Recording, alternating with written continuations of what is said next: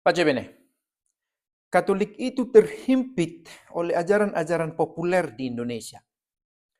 Ini sebuah pendapat yang saya mau bagikan. Kalau tak setuju boleh juga, tapi saya sangat yakin dengan fakta itu. Gereja Katolik, entah identitasnya, entah eksistensinya, pengajarannya di Indonesia itu terhimpit dalam hubungan dengan ajaran-ajaran lain yang ada di Indonesia, di negara kita.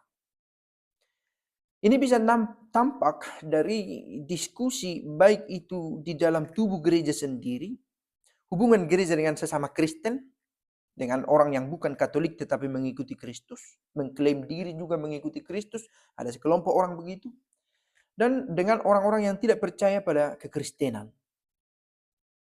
Kita bisa melihat dari kehadiran media. Saya pikir media ini bisa menjadi salah satu ukuran ya, mana yang diminati orang, mana yang diikuti orang, didengarkan lebih banyak.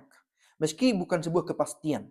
Karena tidak semua orang juga belajar agama dari media sosial. Tapi menyentuh banyak lapisan. Itu dia. Mengapa saya katakan begitu? Ada hal-hal yang urgen tentang gereja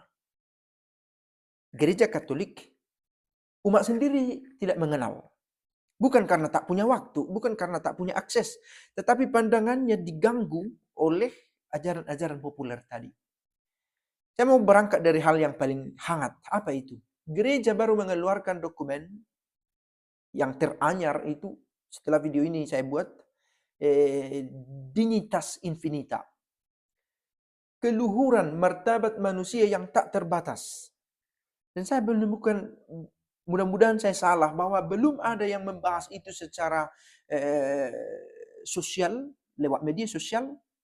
Apa pesan yang mau disampaikan dari dokumen Dignitas Infinita ini?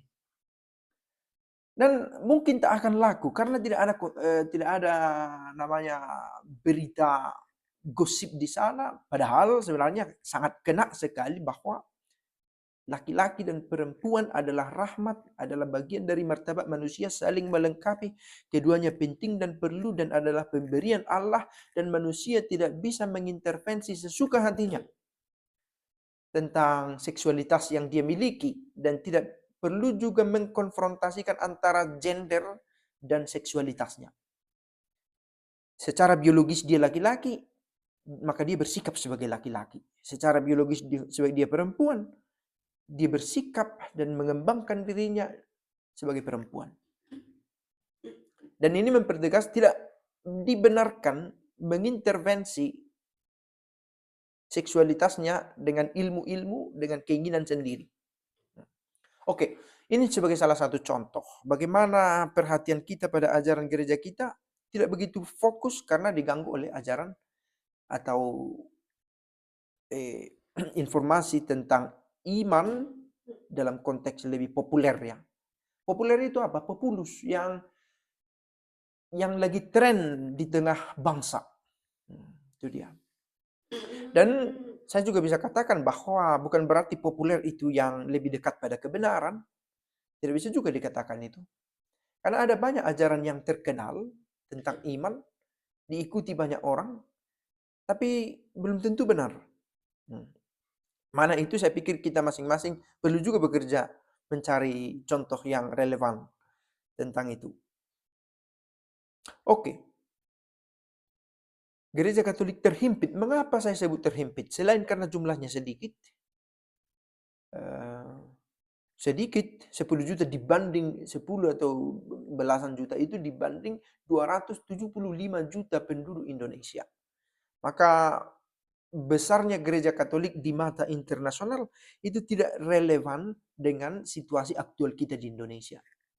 Kemarin ada seorang pastor yang naik ke panggung nasional, tapi dirasa caranya agak kontroversial sehingga tidak benar-benar sesuatu yang diterima oleh publik, bahkan oleh Katolik sendiri. Nah, ini juga terkait pada hal yang pertama. Jangan-jangan orang Katolik sendiri tak mengenal gerejanya, tak mengenal ajarannya, tak mengenal imamnya, pastornya. Ada yang berkata, seorang Katolik berkata, sudahlah, pastor itu bekerja itu untuk berdua sajalah bagi umatnya. Saya pikir itu tidak fair juga mengatakan itu. Bahwa kehadiran pastor untuk memberikan keterangan dalam konteks genus liberativum yang membebaskan dengan pengetahuannya di dunia politik, itu bisa mengundang kontroversi, oke. Tetapi mengatakan, sudahlah, pastor merayakan sakramen saja, berdoa bagi umat, itu saja kerjanya, itu tidak bisa juga dibenarkan. Karena pastor terlibat juga ternyata pada urusan keluarga, sosial, dari ekonomi bahkan umatnya, gitu ya. Nah, mengapa orang berkata tadi, pastor sudahlah merayakan sakramen saja, mengapa umat Katolik berkata begitu? Boleh jadi karena keterbatasan akses informasi. Tapi akses sekarang tidak lagi bisa kita persoalkan melulu hanya tentang itu, tetapi juga keinginan untuk mempelajari lebih dalam lagi tentang gereja, tentang karakteristiknya, begitu. Dan sejarahnya. Ada yang terlalu bangga boleh, tetapi jangan sampai rasa bangga ini menutupi mata kita untuk mempelajari masa lalu gereja sebagai satu komunitas orang beriman yang tak luput dari kekeliruan. Sebagai orang ya, sebagai komunitas manusiawi.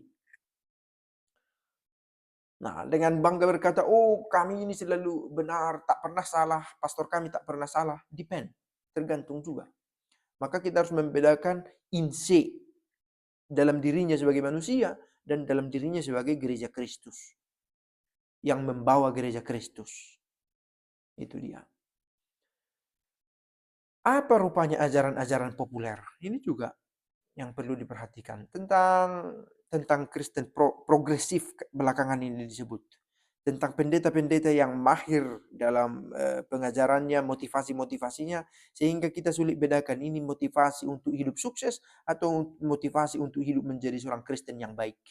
Nah, sukses secara ekonomi, sejahtera, secara katakanlah sosial, dikenal baik, mendapat nama baik, semacam itu. Dan ajaran dari agama mayoritas, harus dikatakan itu.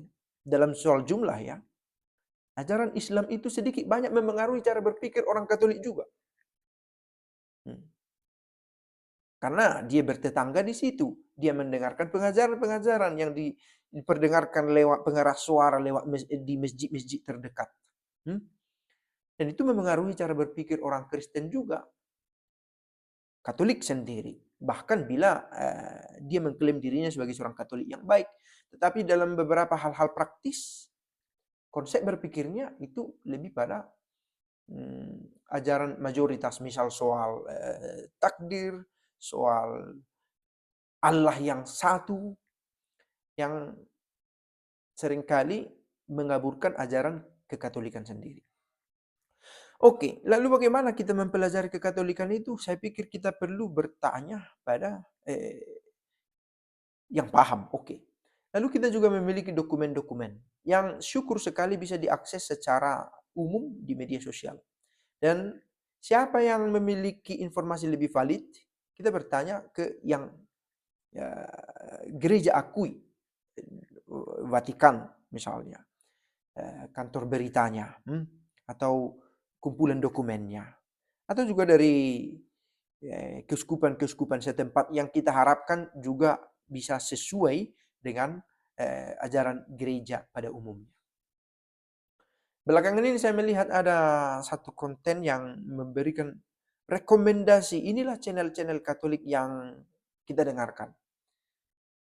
Saya pikir itu satu usaha yang baik yang membuat rekomendasi ini, tetapi ini adalah sebuah keterlambatan dari pihak gereja sendiri yang seharusnya ini tugas dari keuskupan, boleh dikatakan gereja wilayah, untuk memberikan rambu-rambu, batas-batas mana yang pantas didengarkan, mana yang tidak, dan didengarkan pada level apa, sebagai suplemen atau sebagai pengajaran pokok.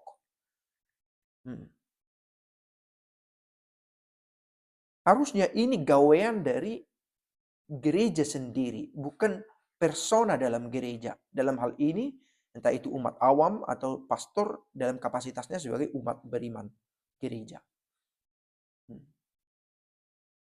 Karena yang memiliki otoritas, ini yang kamu pelajari, ini yang tidak kamu pelajari, Ini ajaran gereja, ini bukan ajaran gereja. Gereja yang memiliki otoritas mengatakan itu.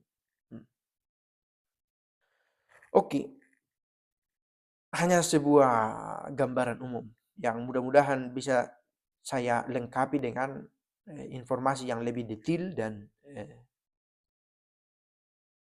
berisi dalam konteks ajaran iman. Ciao.